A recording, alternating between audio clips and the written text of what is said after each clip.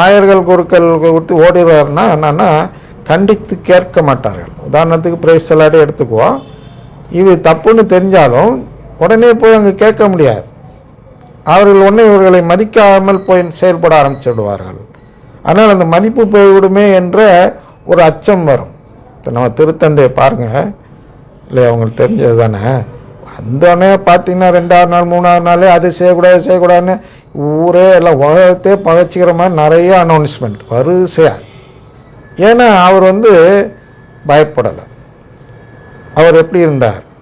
சொந்த ஆடுகள் என்று நினைத்து, இந்த ஆடுகள் மீட்பை இழந்து விடக்கூடாது என்று நினைத்து செயல்பட்டதை பார்த்தோம்.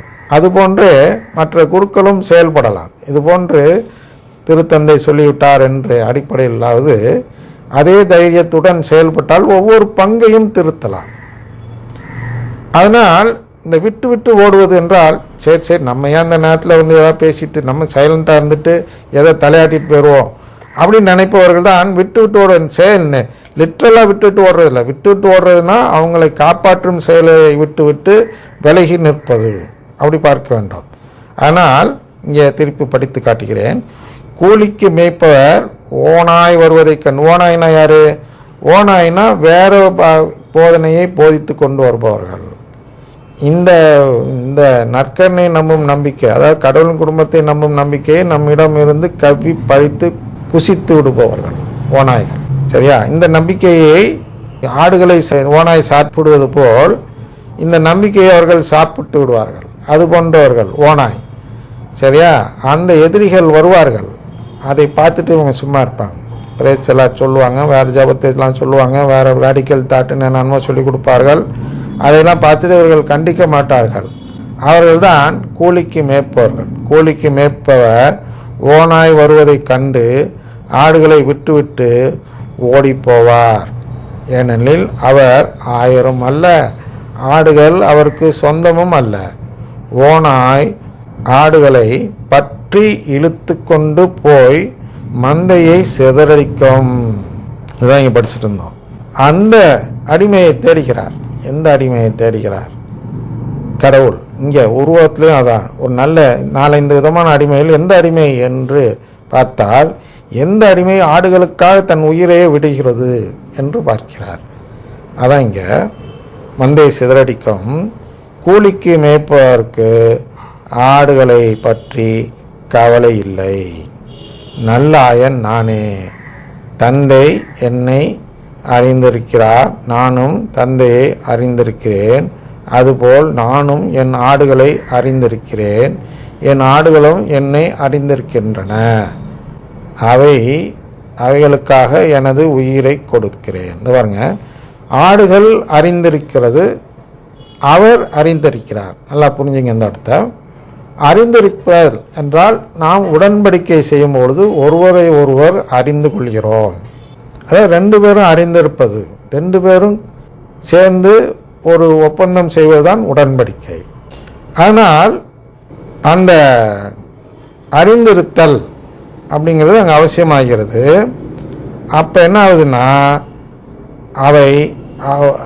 அவைகளுக்காக எனது உயிரை கொடுக்கிறேன் அப்படின்னு அவர் சொல்கிறார் இல்லையா.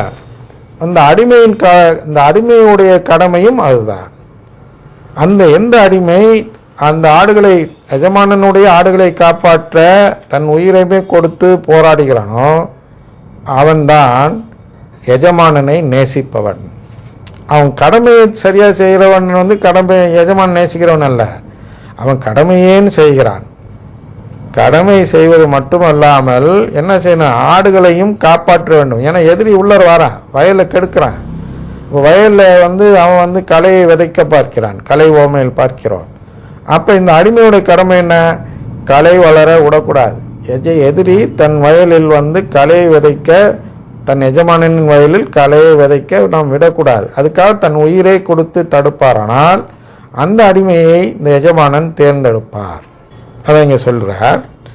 அதை போன்று என்னுடைய வயலில் வேலை பார்க்கக்கூடிய அடிமைகள் என்ன செய்ய தயாராக இருக்க வேண்டும் என்றால், மத்தேயு 13:28 படி, என்னுடைய பகைவன் என் வயலில் களைகள் தோன்ற வைக்கும் வேலையை பார்க்கும் பொழுது அந்த பகைவனை தேடி சென்று கொலை செய்ய வேண்டும். அதான் தேடி சென்று கொலை செய்ய வேண்டும்னா நான் உருவத்தில் சொல்லும்பொழுது என்ன சொல்ல வேண்டும் என்றால், பகைவன் என்றால் வேறு நம்பிக்கையை சேர்ந்தவர்கள், அந்த குறிப்பாக மனித மரபு நம்பிக்கையை சேர்ந்த மற்றவர்கள் என்ன செய்கிறார்கள் என்றால், இங்கே மற்றவர்களிலேயே அந்த மனித மரபை விதைக்க பார்த்து கடவுளின் கட்டளையை வெகு திறமையாக புறக்கணிக்க வைக்கிறார்கள். அந்த நேரத்தில் நாம் என்ன செய்ய வேண்டும் என்றால், அது போன்றவர்களை தேடி சென்று கொலை செய்ய வேண்டும்னா என்ன, அந்த கருத்தை கொன்றொழிக்க வேண்டும். நம் கருத்தை அங்கே நிலைநாட்ட வேண்டும். என்ன கருத்து? கடவுளின் குடும்பத்தை நம்ப வேண்டும், நற்கருணையை கடவுளாக பார்க்க வேண்டும், அது மூலமாக தான் மீட்பு என்ற அந்த உண்மையை அறிந்து கொள்ள வைக்க வேண்டும் என்று எந்த அடிமையெல்லாம் பாடுபடுகிறார்களோ அவர்களெல்லாம் இந்த செயலை செய்கிறார்கள். என்னன்னா, எதிரியை கொலை செய்ய பார்க்கும் செயல். அதுதான் சொல்றார், தேடி சென்று கொலை செய்ய வேண்டும். இது அந்த அடிமையின் கடமை அல்ல, ஆனால் அது அவனுடைய உணர்வை வெளிப்படுத்தும் செயலாகும். அவனுடைய உணர்வு தான் அவருக்கு வேண்டும், நம்முடைய உணர்வு தான் அவருக்கு வேண்டும். மத்திய 13:10 நாம் 15 பார்த்தோம்னா அதில் சொல்கிறார், இந்த உணர்வு இல்லைன்னா அவனை நான் குணமாக்காமல் வைத்திருக்கிறேன்னு சொல்கிறார்.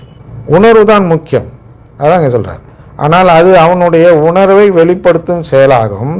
அதாவது அந்த உணர்வு தான் அவன் என்னை நேசிக்கிறான் என்பதற்கான வெளியடையாளமாகும். இதுபோன்று அவன் என்னை நேசிக்கிறான் என்ற வெளியடையாளத்தை காட்டக்கூடிய அடிமையாராக இருந்தாலும் அவனை நான் தத்தெடுத்து அவனிடம், நீர் உடனே வந்து உணவருந்த என்னோடு அமரும் என்று நான் கூறுவேன். அதான் இங்கே சொல்கிறார். உங்களில் யாராச்சும் நீங்கள் சொல்லுவீங்களா அப்படின்னு கேட்குறாரு. நான் அப்படி சொல்கிறியா? நீ உன் கடமையை செஞ்சுட்டு வா, நீ என்னிடத்தில் அன்பு காட்டு, நீ அடிமையாக இருந்தாலும் உன்னை நான் கூப்பிடுகிறேன் அப்படிங்கிறத அங்கே மறைமுகமாக சொல்கிறார். லூக்கா 17:7 படி. இப்படித்தான் என் அடிமைகளில் யாரெல்லாம் என்னிடம் அன்பு வைத்திருக்கிறார்கள் என்று நான் கண்டறிந்து அவர்களுக்கெல்லாம் என் சொத்தை பிரித்து கொடுக்கலாம் என்று நான் திட்டமிட்டிருக்கிறேன். கடவுளும் இது போன்றுதான் நமக்கு மீட்பு தருகிறார். அதை நாம் புரிந்து கொள்ள வேண்டும். அதெல்லாம் நாம் எல்லாம் அடிமை, நாம் தட்டி கேட்கலாம் நம்மகிட்ட உரிமை இல்லை. அதனால் நாம் தத்தெடுக்கப்பட வேண்டும் என்றால் கடவுள் மனதில் இடம் பெற வேண்டும். கடவுள் மனதில் இடம் பெற வேண்டும் என்றால் திருச்சபையை வளர்ப்பதில் நாம் கவனமாக இருக்க வேண்டும். இதில் என்ன தவறு இருக்கிறது அப்படின்லாம் கேட்காம, தவறு என்று சிறிதளவும் சந்தேகப்படும் விதத்தில் இருந்தாலும் அதை தவிர்த்துடணும். விஷப்பரீட்சை வேண்டாம் என்று தவிர்த்து செயல்படுத்தால் நல்லாயர்களாக நாம் இருந்து கடவுளால் தேர்ந்தெடுக்கப்படலாம். தந்தை, மகன், தூய ஆவியின் பெயராலே ஆமென்.